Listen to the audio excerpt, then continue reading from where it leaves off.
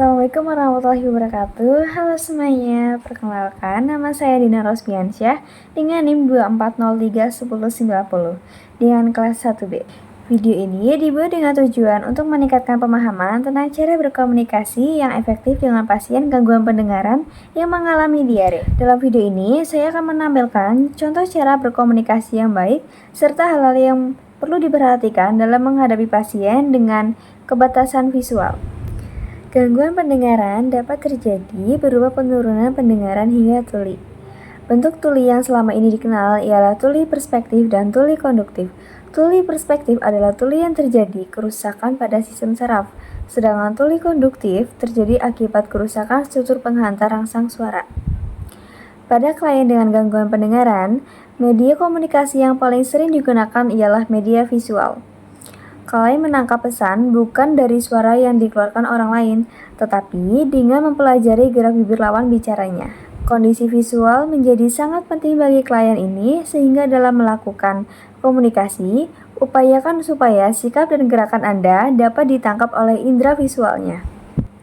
Berikut hal-hal yang perlu diperhatikan. Yang pertama, persiapkan lingkungan. Minimalkan kebisingan di sekitar saat berbicara. Pastikan pencahayaan cukup agar pasien bisa membaca gerak bibir atau ekspresi wajah. Berikan perhatian penuh, hindari berbicara sambil melakukan aktivitas lain. Yang kedua, kontak visual dan ekspresi. Lakukan kontak mata langsung sebelum mulai berbicara. Gunakan ekspresi wajah yang sesuai bahasa tubuh yang jelas untuk memperkuat pesan. Yang ketiga, cara berbicara. Bicaralah perlahan, jelas, dan tidak terlalu cepat. Hindari berteriak. Gunakan volume normal, tapi artikulasi yang lebih jelas. Gunakan kalimat sederhana dan langsung. Yang keempat, penggunaan alat bantu komunikasi. Pastikan alat bantu terdengar jika pasien menggunakan dalam kondisi baik dan terpasang. Gunakan tulisan, gambar, atau papan komunikasi jika diperlukan. Pertimbangkan penggunaan bahasa isyarat jika pasien menguasainya. Yang kelima, konfirmasi pemahaman. Tanyakan kembali atau minta pasien mengulangi informasi penting untuk memastikan pemahaman. Yang keenam, sikap dan empati. Tunjukkan kesabaran dan empati, jangan menunjukkan frustasi jika komunikasi berjalan lambat. Hargai pasien sebagai individu yang memiliki kebutuhan khusus dalam komunikasi. Baik, segitu saja hal-hal yang perlu diperhatikan. Mari langsung saja saksikan videonya.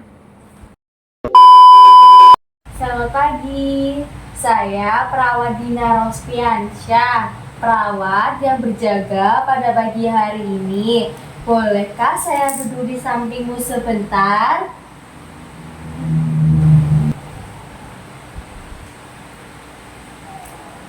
Ini.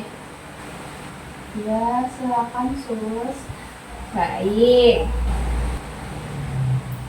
Sebelumnya, bisa kamu sebutkan nama dan tanggal lahir kamu? Nama saya Mila Sus, tanggal lahir 21 September 2005. Baik. Di sini, saya mau membantu memeriksa keadaan kamu dan memastikan semuanya aman dan nyaman. Saya tahu, kamu sedang tidak enak badan karena diare. Dan kamu juga punya sedikit kendala dalam pendengaran. Jadi saya akan jelaskan semua secara perlahan dan jelas. Kalau ada yang kurang jelas atau kamu mau tanya, langsung bilang aja ya. Iya, sus. Oke. Sekarang saya mau tanya dulu. Perut kamu masih terasa sakit atau mules? Atau keluhan lain seperti mual, pusing, atau lemas? Masih agak mulas, sus. Aku juga merasa lemas sekali. Pagi ini sudah BAB berapa kali? Apakah masih terlihat cair? Pagi sudah 2 kali, sus, dan cair. Lemas itu wajar ya, karena kamu kehilangan banyak cairan waktu diare. Nanti kita bantu gantikan cairannya lewat minum atau infus. Saya juga mau bantu kamu tetap nyaman di tempat tidur. Jadi, kalau kamu butuh ke kamar mandi atau merasa ingin buang air besar, langsung bilang atau dengan tekan tombol ini ya. Kamu Bisa tekan tombol ini kalau kamu butuh bantuan saya atau perawat lain, pasti datangnya cepat. Apakah kamu sudah makan pagi ini? Belum sus, saya tidak selera makan. Gitu ya. Memang kalau lagi diare, selera makan bisa turun.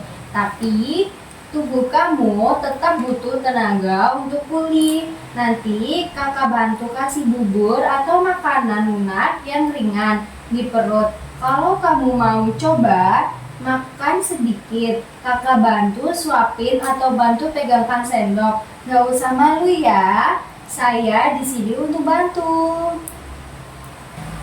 Terus, kamu sudah cukup minum belum hari ini?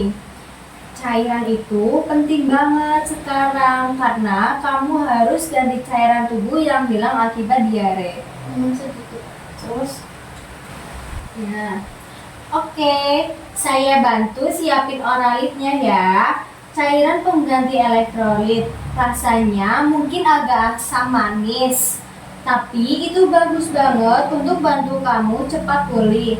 Nanti saya bantuin minumnya. Gelasnya saya pegangkan dan kita coba pelan-pelan aja. Kalau kamu duduk, apakah akan terasa pusing?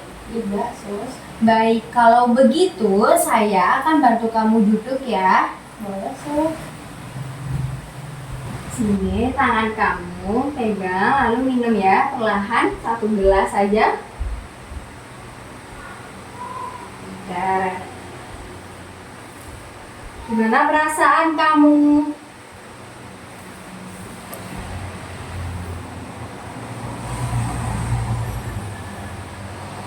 Bagaimana perasaan kamu setelah minum oralit? Sudah enakan sus. Baik, kalau begitu saya bantu berbaring kembali ya. Boleh sus. Kamu perlu minum oralit setiap sekali setelah BAB. Hindari minuman berkafein, beralkohol, dan berkarbonasi karena dapat memperparah dehidrasi. Oke. Sebelum saya pergi, bisa tolong diulang saat kapan minum obat oralit? Setiap selesai BAB dianjurkan minum 1 gelas cairan oralit sus. Oke, benar sekali. Jika perlu bantuan, kamu bisa menekan tombol panggil seperti yang saya pandu tadi. Baik, terima kasih sus. Kalau begitu, saya pamit dulu ya.